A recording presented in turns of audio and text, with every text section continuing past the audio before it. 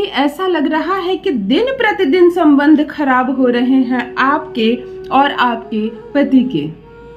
संबंध खराब हो रहे हैं, ऐसा वैसा खराब नहीं हो रहा है। अब क्या होगा अंजाम आपको पता नहीं।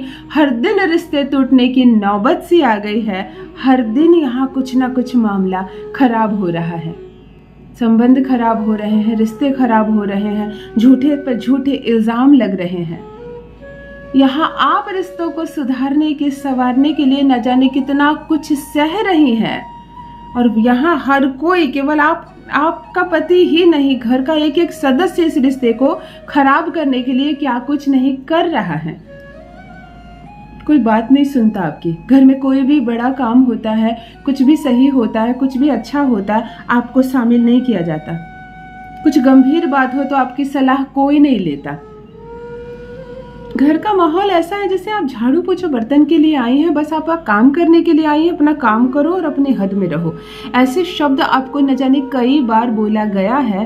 आपको समझ में नहीं आ रहा है कि मैं करूं तो क्या करूं।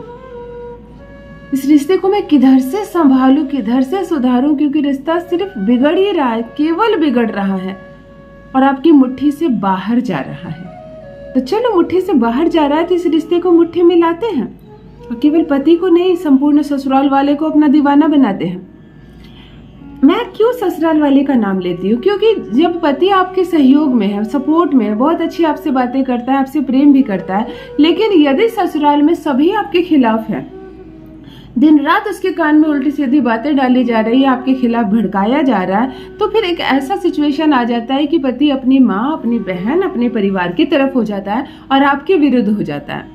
बहुत कम मामले में ऐसा देखा गया है कि पति पत्नी का साथ देता है और वो सबका त्याग भी करना पड़े तो कर देता है और अपनी पत्नी की तरफ हो जाता है। ये बहुत कम मामले होते हैं।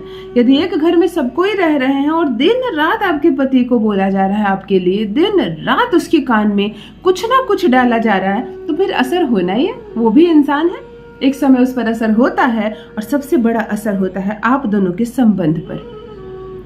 सिद्ध नहीं हो पाती आपकी कामना, आप सम्मोहित नहीं कर पाती किसी को। काम तो करती है, सबको अच्छा लगता है, जहां मुंह खोलती हैं कुछ बोलने के लिए सबको बुरा लगता है। जब अपने हक की बात करती हैं सबको बुरा लगता है। जब आप कुछ मांगती हैं सबको बुरा लगता है। तो ऐसे ससुराल में रिश्ता नहीं चलता है और इसलिए अब आपका भी रिश्ता नहीं चल रहा। ये रिश्ता कब तक चलेगा पता नहीं। 7 जन्म छोड़ो, 7 महीने भी चल गए तो बहुत है। रोती हैं, आप सिसकती हैं और सब कुछ बर्दाश्त करके भी उस ससुराल में रह रही हैं, क्योंकि अपने पिता की बातें याद आती है। वो तुम्हारा घर है, उसे संवारना अपने प्रेम से। अपनी माँ की बात याद आती है, जाओ अच्छे से अपना घर बसाओ। अपने सास ससुर दिखते हैं, कितने मान सम्मान के साथ उसने आपको इस ससुराल में लाया था, तो फिर कैसे इस रिश्ते को तोड़ दें। 2 घर की इज्जत बचाने के चक्कर में आप इन सारी चीजों को सह रही हैं।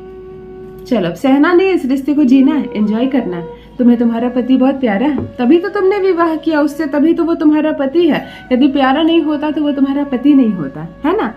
फिर ये जो सिचुएशन खराब हुई है, इस सिचुएशन को ठीक कर देते हैं। नहीं मानता वो आपकी बात तो हर बात मानेगा, नहीं करता वो आपसे प्यार तो आपसे प्रेम भी करेगा। जान लीजिए प्रथम मैं कौन हूँ। नमस्कार दोस्तों, मैं हूँ खुशबू सिंह। बहुत स्वागत, बहुत अभिनंदन करती हूँ आप सबका अपने YouTube चैनल ज्योतिष ज्ञान में। कैसे हैं आप और घर में सब कैसे हैं? मेरे कमेंट सेक्शन में जय माता दी, हर हर महादेव अवश्य लिखें। अपनी खैरियत मुझे जरूर बताएं। पढ़ती हूँ हाथ की रेखाएं, पढ़ती हूँ जन्म कुंडली, और आप कुछ ना कहें तो आपका चेहरा भी पढ़ लेती हूँ। करम है, कृपा है ऊपर वाले की, प्रेम है आप सबका। जुड़िए ज्योतिष ज्ञान चैनल से। जो भी नए भाई बहन चैनल पर पहली बार आए हो, मेरी वीडियो को पहली बार देख रहे हो, मुझसे प्रथम बार मिल रहे हो, चैनल को सब्सक्राइब करें, इस परिवार का हिस्सा बने। दिल नहीं टूटने दूंगी, एक भी घर नहीं टूटने दूंगी। प्यार नहीं करता है पति तो अब करेगा, सम्मान नहीं करता है तो अब करेगा। केवल पति ही नहीं, संपूर्ण ससुराल वाला आपके पक्ष में खड़ा रहेगा। फिर जहां भी कान दोगी तुम्हें तुम्हारी शिकायत नहीं सुनने को मिलेगी। जहां भी सुनने की कोशिश करोगी तारीफ ही तारीफ होगी। यहाँ से यानी कि ससुराल से मायके तक सम्मान मिलेगा, हर कोई मानेगा तुम्हारी हर बात। सीख लो, एक छोटा सा वशीकरण है। एक भोजपत्र के माध्यम से किया गया एक छोटा सा वशीकरण पति को लाता है तुम्हारे पक्ष में। 2 दिलों के बीच जो लगातार दूरियां बढ़ रही है, वो बात पसंद नहीं करता तुम्हारी, तुम्हारा किया कोई काम पसंद नहीं करता, पेच निकालता रहता है, शक करता रहता है, मार्केट जाती हो तो शक करता है, कोई सुविधा ला के नहीं देता, कोई सुख ला कर नहीं देता, मायके नहीं जाने देता, मायके के साथ संबंध खराब कर रहा है।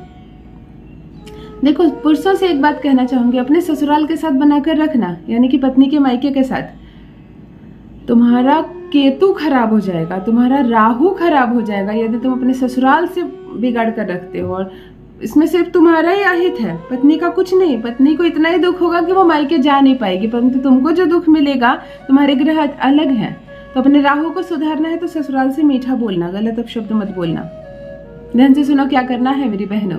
एक छोटा सा भोजपत्र लेकर आना है, एक मौली धागा लेकर आना है, एक लाल रंग का मार्कर लेना है। इस शुक्रवार को करना या गुरुवार को कर सकती हो इस उपाय को।